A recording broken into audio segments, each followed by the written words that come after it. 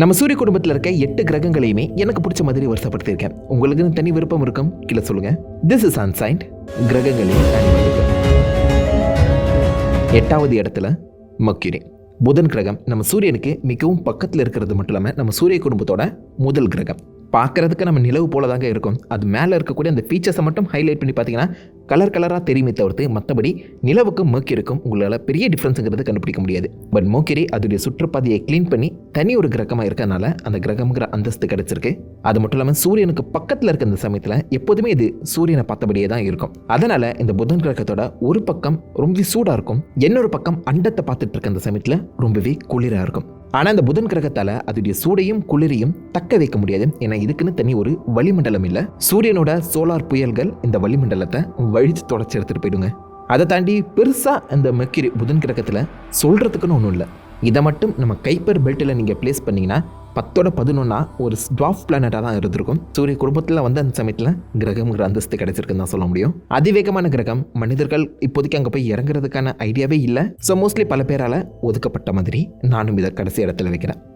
Number 7ல் Uranus, the most boring பிளானட்டுங்கிற பேர் எடுத்த ஒரு கிரகம். பிகாஸ் மற்ற கிரகங்களோட கம்பேர் பண்ணும்போது இந்த யுரேனஸோட மேற்பரப்பு ரொம்பவே கிளீனாக தொடச்சி வச்ச நீல பலகை போல தாங்க இருக்கும். ஒன்றுமே உங்களால் பார்க்க முடியாது. அப்பப்போ 2-3 க்ளவுட்ஸ் உங்கள் கணக்கு தெரியுமே தவிர்த்து பெரிய இன்ட்ரெஸ்டிங்கான ஃபீச்சர்ஸ்ன்னு சொல்லி இந்த யுரேனஸோட மேற்பரப்பில் ஒன்றுமே இல்லை. பட் நம்ம சூரிய குடும்பத்திலே ரொம்பவே குளிரான ஒரு கிரகம் இதுதான். கோல்டஸ்ட் பிளானட் -224 டிகிரி செல்சியஸ் வந்து பார்த்தீங்கன்னா நோட் பண்ணியிருக்காங்க. இந்த கேஸ் ஜெயிண்ட்னு சொல்ல மாட்டாங்க, ஐஸ் ஜெயிண்ட்னு சொல்லுவாங்க. மேலே இருக்க கேஸில் அதிகமாக அமோனியாவும் water vapour and methane ice தான் நிரம்பி இருக்கு. ஸோ அதனால் இது ஒரு ஐஸ் பிளானட்டுங்கிற மாதிரி சொல்லுவாங்க. ஆனால் மற்ற கிரகங்களை காட்டிலும் இதில் ஒரு சின்ன வித்தியாசம் இருக்க தான் செய்யுது. மற்ற கிரகங்கள் பம்பரம் போல நின்ன வாக்கிலே சுத்தம். அதாவது அந்த கிரகங்களோட அச்சு நார்த் அண்ட் சவுத்தில் வந்து பார்த்தீங்கன்னா ஃபிக்ஸ் ஆகியிருக்கும். ஆனால் இந்த கிரகத்தோட அச்சு ஈஸ்ட் அண்ட் வெஸ்ட்டில் வந்து பார்த்தீங்கன்னா ஃபிக்ஸ் ஆகியிருக்கேன் பக்கவாட்டில். ஸோ நீங்கள் மேல்புறமாக நின்று இந்த கிரகத்தை பார்த்தீங்கன்னா அது சுற்றுறது போல் இருக்காது, உருள்றது போல் இருக்கும். ஒரு பந்தை நீங்கள் கீழே உருட்டி விட்டால் என்ன மாதிரி அது உருண்டு போயிடுமோ அதே மாதிரி தான் இந்த கிரகம் நம்ம சூரியனை சுற்றி உருண்டுக்கிட்டே அங்கே பிரதர்ஷனம் பண்ணிட்டு இருக்கு. இதுக்கு என்ன காரணம் சொல்லி இது வரைக்கும் தெளிவாக தெரியல. பட் மேபி பழங்காலத்தில் ஏதாவது ஒரு பெரிய கிரகம் இந்த நெப்டியூனோட மோதி அதோடைய அச்சை அப்படி சரித்திருக்க வாய்ப்புகள் அதிகம். இது வரைக்கும் இந்த கிரகத்துக்கு மொத்தம் 27 நிலவுகள் கண்டுபிடிக்கப்பட்டிருக்கு. இந்த கிரகத்தை போலவே அதோடைய நிலவுகளும் போரிங்காக தாங்க இருக்கு. மிகப்பெரிய நிலவுன்னு பார்த்தீங்கன்னா டைட்டானியா. பட் அதுவும் பார்க்குறதுக்கு மர்க்யூரி போல தாங்க இருக்கும். சிம்பிளாக பார்க்குறதுக்கு யுரேனஸ் பெருசாக இருந்தாலும் பெருசாக உள்ள சொல்கிறதுக்கு ஒன்றும் இல்லைங்க. நம்பர் 6ல் வீனஸ், நம்ம பூமியோட தங்கச்சி கிரகம் சொல்லப்படுற இந்த வீனஸ் கிட்டத்தட்ட நம்ம பூமி போலவே சூரியனோட அந்த கோல்டிடாக் ஜோனில் தான் இருக்குது. ஆனால் நம்ம பூமிக்கு அப்படியே ஆப்போசிட். நரகம் எப்படி இருக்குன்னு ஃபீல் பண்ணியிருக்கீங்களா?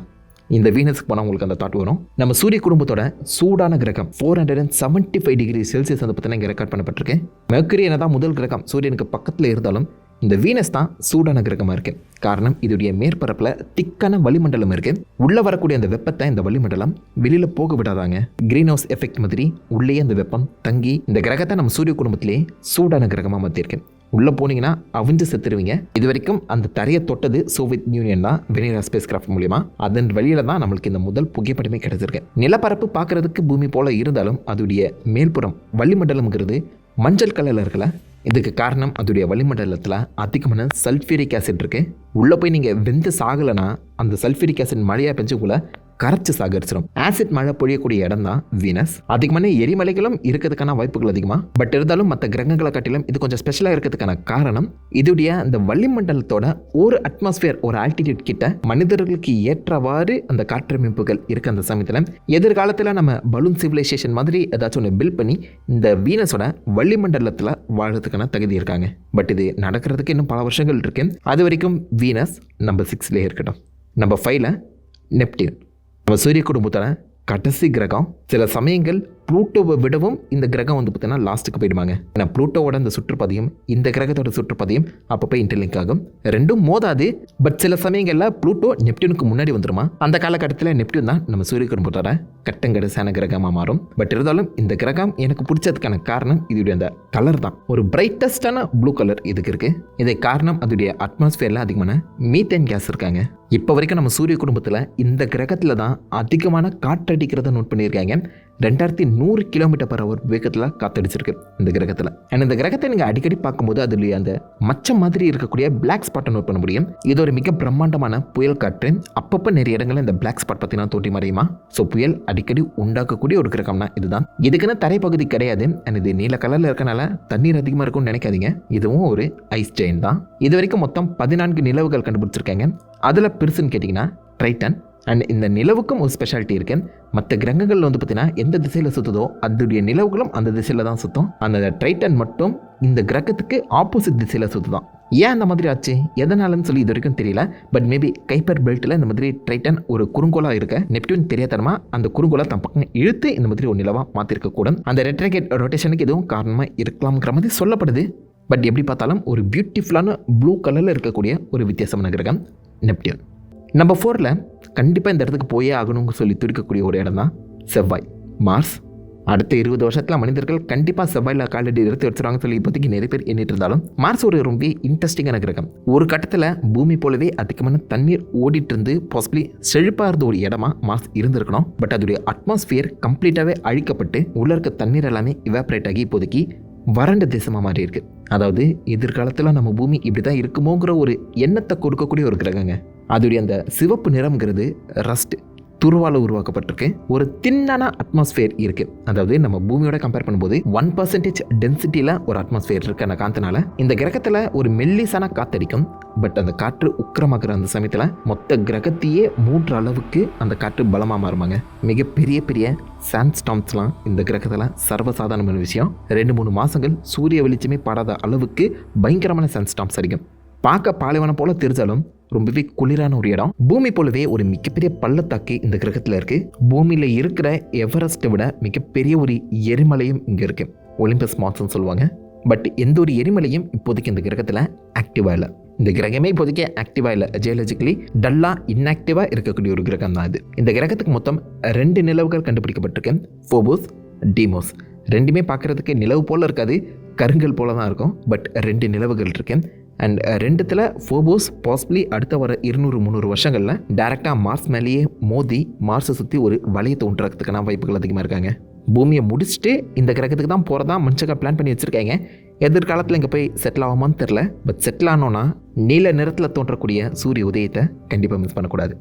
நம்பர் 3ல் சாட்டர்ன், சூரிய குடும்பத்தோட க்ரௌன் ஜுவல், அழகான ஒரு கிரகம் சொல்லி அழைக்கப்படுறது. எந்த ஒரு கிரகத்துக்குமே இல்லாத ஒரு அம்சம் இதுக்கு இருக்குது. மிக பிரம்மாண்டமான ரிங்ஸ், வளையங்கள், ஐஸ் அண்ட் டஸ்ட் பார்ட்டிகளால் உருவாக்கப்பட்ட இந்த வளையம் அந்த சனி கிரகத்துக்கு ஒரு தனி அழகு கொடுக்குதுன்னு தான் சொல்லணும். இந்த வளையம் எப்படி உருவாச்சுன்னு தெரியல. பட் சில கூற்றுப்படி பாசிபிளி இதுக்கு முன்னாடி இருந்த இந்த கிரகத்தோட 2 நிலவுகள் ஒன்றா மோதி அதோடைய எஞ்சிய துண்டு தான் இப்போதைக்கு இந்த கிரகத்தோட வளையங்களாக மாறி இருக்குன்னு சொல்கிறாங்க. அண்ட் இந்த வளையமும் கொஞ்சம் கொஞ்சமாக இந்த கிரகத்துக்குள்ளே விழுந்துட்டு இருக்காங்க. இன்னும் ஒரு 1000-2000 வருஷங்கள் கழிச்சு இந்த வளையங்கள் எல்லாமே கிரகத்துக்குள்ளேயே விழுந்து கம்ப்ளீட்டாக அழிஞ்சு போகிறதுக்கான வாய்ப்புகளும் இருக்குது. அந்த சமயத்தில் மற்ற கிரகங்கள் போல தான் சனியும் நம்மளுக்கு தோன்றும். அதுவும் மற்ற கிரகங்களை விட சனியோட மேற்பரப்புலையும் பெருசாக எந்த ஒரு இன்ட்ரெஸ்டிங்கான ஃபீச்சர்ஸும் கிடையாதுன்னு தான் சொல்லணும். வளையங்கள் இருக்கும் வரை சனிக்கு அழகு குறையாது. அண்ட் இந்த சனி கிரகத்துக்கு இப்போ வரைக்கும் 150 நிலவுகள் கண்டுபிடிக்கப்பட்டிருக்கேன். சூரிய குடும்பத்திலே அதிகமான நிலவுகள் சனிக்கு தான் இருக்குது. மிக முக்கியமாக டைட்டன், பூமி போலவே ஆறுகளும் குளங்களும் இருக்கக்கூடிய ஒரு நிலவு இது. ஆனால் பூமியில் இருக்கிறது தண்ணி, டைட்டனில் இருக்கிறது மீத்தேன். பட் மீத்தேனை ஆதாயமாக வச்சிருக்கக்கூடிய உயிர்கள் பாசிபிளி அங்கே வாழக்கூடுங்கிற மாதிரி எண்ணப்படுது. அதே மாதிரி என்செலடஸ், பூமியை விட 3 மடங்கு அதிக தண்ணீர் பாசிபிளி இந்த என்செலடஸில் இருக்கலாம்ங்கிற மாதிரி எண்ணப்படுது. அண்ட் இந்த சனி கிரகத்தோட அவுட்டர்மோஸ்ட் ரிங், தண்ணீராலேயே உருவாக்கப்பட்ட ஒரு ரிங்குக்கான ஆதாயமாகவும் இந்த என்செலடஸ் தான் இருக்குது. ஐ மீன் லிட்ரலாக அந்த என்செலடஸ்குள்ளே இருக்க தண்ணியை அது வெளிப்பக்கமாக பீச்சி அடிக்குதுங்க. இந்த என்செலடஸ்குள்ளேயும் உயிர்கள் இருக்க வாய்ப்புகள் அதிகம். அழகான வளையங்களும் உயிர்கள் இருக்கக்கூடிய நிலவுகளையும் கொண்டிருக்க ஒரு அழகான கிரகம். நம்பர் 2ல் பெரிய அண்ணன் ஜூபிட்டர். ஜூபிட்டரோட அழகே தனிதாங்க. அதோடைய மேற்பரப்பை பாருங்க, அப்படியே அடுக்கடுக்காக லேயர் பை லேயராக பிரிச்சிருக்கு. எல்லாமே அதிவேகமாக அடிக்கக்கூடிய காற்றுகளும் புயல்களும் தான். ஆயிரக்கணக்கான புயல்கள் தோன்றி மறையுமா. அதில் மிக முக்கியமாக கடந்த 400 வருஷமாக சுற்றிட்டு இருக்கக்கூடிய ஒரு புயல் தான் த கிரேட் ரெட் ஸ்பாட். ஒரு மிகப்பெரிய சிவப்பு மச்சம் போல இருந்தாலும் 400 வருஷங்களாக ஓயாமல் சுற்றிட்டு இருக்கக்கூடிய ஒரு பிரம்மாண்டமான புயல் காற்றுங்க. அது எவ்வளோ பெருசுன்னா இதுக்குள்ளே 2 பூமியை நீங்கள் அடைச்சி வைக்க முடியும், அவ்வளோ பெருசு. இந்த ஜூபிட்டர் கிரகத்தை ஃபெயில்டு ஸ்டார்னு சொல்லுவாங்க. அதாவது சூரியன் போலவே இதுவுமே நியூக்ளியர் ஃபியூஷனை கிக் ஆஃப் பண்ணியிருந்தா ஜூபிட்டர் வியாடன் மேபி சூரியனாக மாறி இருக்கக்கூடுன்னு சொல்லுவாங்க. இப்போ யோசிச்சு பாருங்க அது எவ்வளோ பெருசாக இருக்கும்னு. இது எவ்வளோ பெருசுங்கிறத கணக்கிடவே முடியாதுங்க. ஸோ ஜூபிட்டர் அண்ணன் தான் நம்ம சூரிய குடும்பத்தோட பெரிய அண்ணன். 90க்கும் அதிகமான நிலவுகள் இருக்குது. போகிற வர எல்லா விண்களையுமே தம் பக்கம் இழுத்து போட்டுருவாப்பில். ரொம்பவே ஸ்ட்ராங்கான மேக்னெட்டிக் ஃபீல்டு இருக்குது. ஸ்ட்ராங்கான கிராவிடேஷனல் இன்ஃப்ளூயன்ஸும் இருக்குது. எந்த அளவுக்குன்னு கேட்டிங்கன்னா நம்ம பூமியை அடிக்கடி காப்பாற்றுறதே அந்த அண்ணனோட வேலை தான். ஜூபிட்டர் அண்ணன் மட்டும் இல்லை, நம்ம பூமியை நோக்கி பல்லாயிரம் எரிக்கற்கள் படையெடுத்து வந்திருக்கோம். நீ எங்கடா அங்கிட்டு போகிற அப்படின்னு சொல்லி அப்பப்போ நம்மளை நோக்கி வரக்கூடிய அந்த எரிக்கற்களை திசை திருப்பி விட்டுற வேலையை அண்ணன் தான் பண்ணிட்டு இருக்காப்புல. அண்ணனுக்கும் நம்ம சாட்டன் சனி கிரகத்து போல வளையம் இருக்குது. ஆனால் ரொம்ப மெல்லிசான வளையம், வெறுங்கண்களால் பார்க்கவே முடியாது. ஒரு மிக பிரம்மாண்டமான பார்க்கவே வியக்க வைக்கிற ஒரு கிரகம் தான் வியாழன். இந்த கிரகம் பெருசாக இருக்க மாதிரி இதோடைய நிலவுகளுமே பெருசு தான். முக்கியமாக கேனிமீடு தான் நம்ம சூரிய குடும்பத்திலே மிகப்பெரிய நிலவு.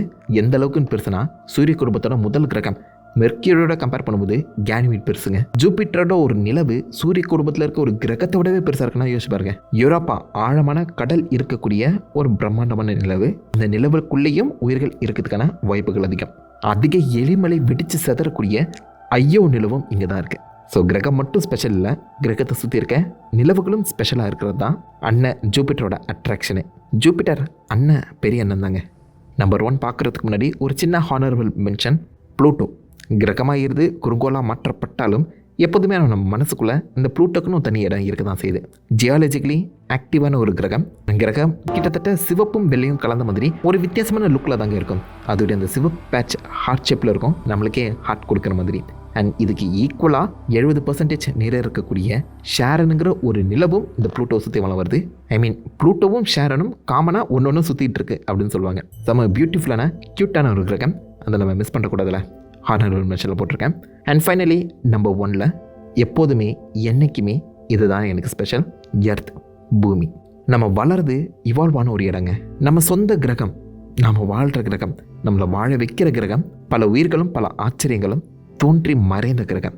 எண்ணிலடங்கா அதிசயங்களையும் ஆச்சரியங்களையும் அள்ளி தருகிற கிரகங்க. மற்ற கிரகங்கள் என்னதான் அதில் ஸ்பெஷல் இதில் ஸ்பெஷல்னு சொல்லியிருந்தாலும் இது வரைக்கும் இந்த அண்டத்திலேயே இந்த கிரகத்தில் மட்டும்தான் உயிர்கள் இருக்குது. உயிர்கள் என்ற அற்புத சக்தியை இந்த கிரகம் மட்டும்தான் இப்போ வரைக்கும் ஓன் பண்ணியிருக்கேன். இந்த அண்டத்திலேயே சேர்த்து சொல்கிறேன். நிறைய கிரகங்களில் வைரம், வைடூரியம், தங்கம் சொல்லி கொட்டி கிடக்கும். ஆனால் எந்த ஒரு கிரகத்திலையும் உங்களால் ஒரு மரத்தை கூட காமிக்க முடியாது. அப்படி பார்த்தா தங்கம், வைரம், வைடூரியம் எல்லாத்தையுமே விட ஒரு மரத்துக்கு வேல்யூ அதிகம் இல்லை, மரத்தை விட உயிருக்கு அதிகமான வேல்யூவில். நம்ம கிரகத்துக்கு ஒரே ஒரு நிலவு தான். அந்த ஒன்னோட அழகையே பார்த்து ரசிக்கிறதுக்கு 2 கண்கள் பத்தாதுங்க. எவ்வளோதான் சொன்னாலும் எப்போவுமே பூமி தான் எனக்கு number 1. This is unsigned, signing off.